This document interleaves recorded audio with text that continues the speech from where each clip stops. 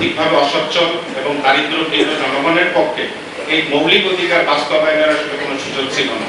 কারণ আমরা সবাই জানি আইনের আশ্রয় পেতে গেলে সেটা আর্থিক সংশ্লেষ হয়েছে।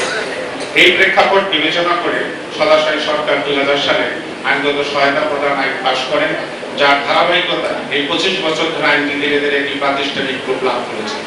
সরকারের এই উদ্যোগকে সফল করার জন্য বরাবরের ন্যায় বাংলাদেশে নিবেদিত প্রাণ একদল বিজ্ঞ আইনজীবী জেলার বিভিন্ন জেলার লিগ্যাল এইড কমিটির সাথে যুক্ত হয়ে প্যানেল আইনজীবী হিসাবে, তারা মানবতার ফেরিওয়ালা হিসাবে সরকারের এই আইনগত সহায়তা প্রদান কার্যক্রমকে সফলতার দ্বারপ্রান্তে নিয়ে যাচ্ছেন। পৃথিবীর ইতিহাসে এইভাবেই এই আইন এই পর্যায়ে এসে দাঁড়িয়েছে। আমাদের এই আইন মোটামুটি শুরু হয়েছিল 1994।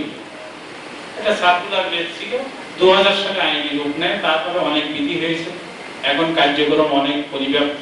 তবে সমস্যা হলো যে আমাদের অফিসের অবস্থান, একজন মাত্র অফিসার, ওই তার সহকারীও খুব কম। আর আমিও মনে মনে ফিল করি ভীষণ ভাবে, যেটা ইউনিয়ন পর্যায়ে আমাদের কমিটি আছে, আমরা দেখভাল করতে পারি না, উপজেলা পর্যায়ে কমিটি আছে, দেখভাল করতে পারি না। এই কার্যক্রম যদি আমরা শহরে না রেখে ইউনিয়ন, ওই সারিয়াকান্দি রিমোট এরিয়া, আরো যত রিমোট এরিয়া আছে বগুড়ায়, যদি আমরা চালাইতে পারি, আমি আর সকলকেই বলবো যে আপনারা অন্তত এই বাণীটা পৌঁছে দেবেন।